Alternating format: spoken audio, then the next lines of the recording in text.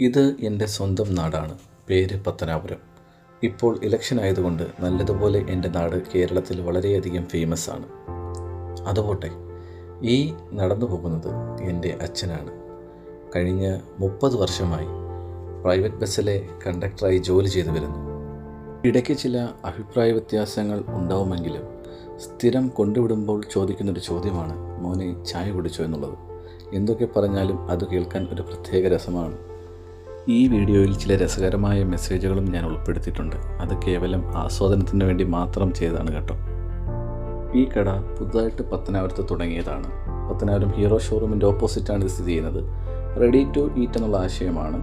പക്ഷേ കുറഞ്ഞ റേറ്റിൽ നല്ല ആഹാരങ്ങൾ കിട്ടുന്നൊരു കടയാണ്. ഞാൻ ഇവിടെ നിന്നിടയ്ക്ക് വാങ്ങാറുണ്ട്. ഈ ഇരിക്കുന്ന ആളാരാന്നറിയാമോ? ഞാൻ പരിചയപ്പെടുത്താം. അതിനു മുമ്പ് ഒരു ഇൻട്രോ ഉണ്ട്.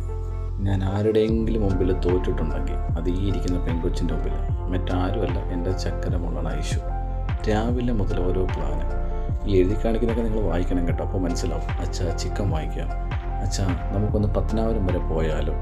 അതിനുള്ള ചിരിയും കളിയും ബഹളവും എല്ലാം എൻ്റെ അടുത്ത് എടുക്കും. എന്തിനാണെന്നറിയാമോ? ചിക്കൻ വാങ്ങിക്കാൻ മാത്രമല്ല, അതുവഴി ഈ കറങ്ങി നടന്ന ചില കടകളിലൊക്കെ, പ്രത്യേക കടകൾ ആൾക്ക് നോട്ടമുണ്ട്. അവിടെ കയറി ചില പ്രത്യേക സാധനങ്ങളൊക്കെ വാങ്ങിക്കണം. ഓക്കെ പറഞ്ഞപ്പോൾ ഓക്കെ അടിച്ചത് കണ്ടോ? ഇതാണ് എൻ്റെ ഒരു പൊന്നുമോള് ഐഷു അഥവാ മിഥുന. ഈ കാണുന്നത് നിങ്ങളെൻ്റെ മറ്റൊരു സ്വപ്നമാണ്. എല്ലാ ചെറുപ്പക്കാരെയും പോലെ ഇപ്പം വീടുള്ള ഒരുപാട് പേരുണ്ട്, അതുപോലെ വീടില്ലാത്ത ഒരുപാട് പേരുണ്ട്. കഴിഞ്ഞ 30 കൊല്ലമായിട്ട് വീടെന്നുള്ളൊരു സ്വപ്നം ആഗ്രഹിക്കുന്നൊരു കുടുംബമാണ് എൻ്റെത്. അപ്പോൾ ഈ വീടിനൊരു പ്രത്യേകത ഉണ്ട്. എന്താണെന്നറിയോ? ഈ വീട് ഞാൻ സ്വന്തമായിട്ട് പണിയുന്ന വീടാണ്. കോൺട്രാക്റ്റിലല്ല, ലേബർ അടിസ്ഥാനത്തിൽ ഞാൻ തന്നെ ഡിസൈൻ ചെയ്യിപ്പിച്ച് ഞാൻ തന്നെ സ്വന്തമായിട്ട് ചെയ്യുന്ന വീടാണ്. ഈ നടന്നു പോകുന്നതാണ് നമ്മുടെ തട്ടിൻ്റെ പ്രധാന മേശിരി. പേര് സുല്ലണൻ എന്നാണ്. മറ്റുള്ളവരും മേശിരിമാരാണ്. ഇദ്ദേഹത്തിന് ഇതുകൂടാതെ കുറേ സുഹൃത്തുക്കളുണ്ട്. അപ്പോൾ ഇവരെല്ലാം ഒരേ മേഖലയിൽ വർക്ക് ചെയ്യുന്നവരാണ്. കാണുന്ന പോലൊന്നും അല്ല കേട്ടോ, ഭയങ്കര കഷ്ടപ്പാടാണ്. അത് ഇവരെ കൊണ്ട് മാത്രമേ പറ്റൂ. ചില പണികൾ അങ്ങനെയല്ലേ, ചിലർക്ക് മാത്രമേ പറ്റൂ. നമുക്ക് ആർക്കും പകരക്കാൻ അവന് പറ്റത്തില്ല. അത് ജീവിതത്തിലായാലും ചെയ്യുന്ന ജോലിയിലായാലും. ഇതെപ്പോഴും നമ്മുടെ മനസ്സിൽ ഓർമ്മ വേണം കേട്ടോ. ഞാൻ നേരത്തെ പറഞ്ഞില്ലേ, ചിലർ പകരക്കാനാവാൻ പറ്റത്തില്ലെന്ന്. അതുപോലൊരു സംഭവം ഇവിടെ നടക്കുന്നത്. ആരുമില്ലാത്ത സമയത്ത് നമ്മുടെ അയൽവക്കക്കാരാണ് കേട്ടോ, നമ്മളോട് ഏറ്റവും അടുപ്പുള്ള വീട്ടുകാരാണ്.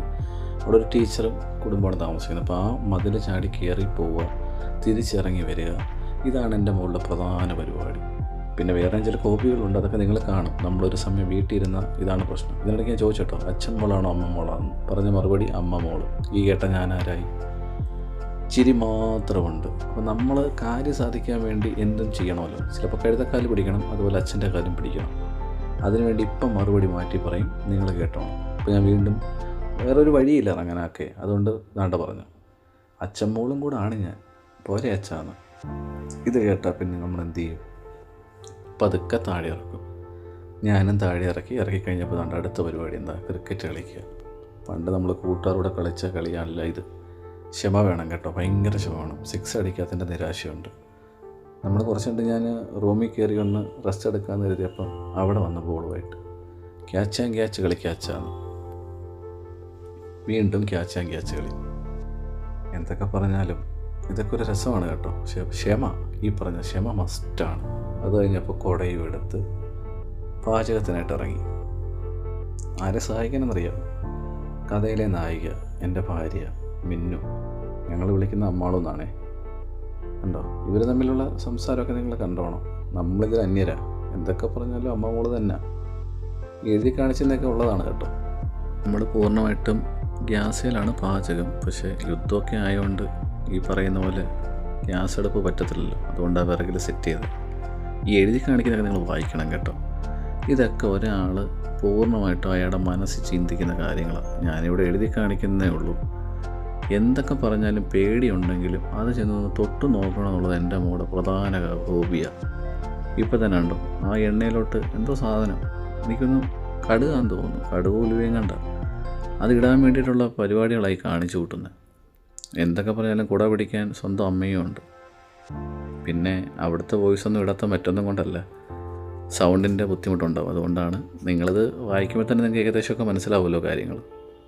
അത് തൊട്ട് നോക്കി ചിലപ്പോൾ വേണമെങ്കിൽ അവർ അമ്മയ്ക്ക് വേണ്ടി എന്തും ചെയ്യും. കണ്ടോ, ഇത് നമ്മുടെ തമിഴ്നാട് സ്റ്റൈലുണ്ടല്ലോ, മല്ലിയിലേ മുളകായിത്തൂൾ, അതുപോലെ ആ ഒരു സംഭവമാണ് അവിടെ സെറ്റ് ചെയ്തത്. അങ്ങനെ അമ്മയും മോളോടെ കഷ്ടപ്പെട്ട് മത്തിയച്ചാർ ഉണ്ടാക്കുക. ഇതെല്ലാം കഴിഞ്ഞിട്ട് വൈകിട്ടായപ്പോൾ റെഡി ആയതുണ്ടോ. ഞങ്ങൾ സുന്ദരിമാരല്ലേ അച്ഛാന്ന്. എന്തു പറയാനല്ലേ. ഇത് എൻ്റെ വൈഫിൻ്റെ സ്വന്തം സ്റ്റിച്ചിങ് ആണ്. വലിയ ഓർഡറുകളൊന്നും ഇല്ലെങ്കിൽ വീട്ടിൽ നിന്ന് തയ്ക്കാറുണ്ട്. പഠിച്ച പണി ചെയ്യണമല്ലോ. ഈ വീഡിയോ ഇവിടെ വെച്ച് നിർത്തുകയാണ്. സമയം കിട്ടിയപ്പോൾ ചെയ്തെന്ന് മാത്രം ചെറിയൊരു വീഡിയോയാണ്. എല്ലാവരും സപ്പോർട്ട് ചെയ്യണം കേട്ടോ.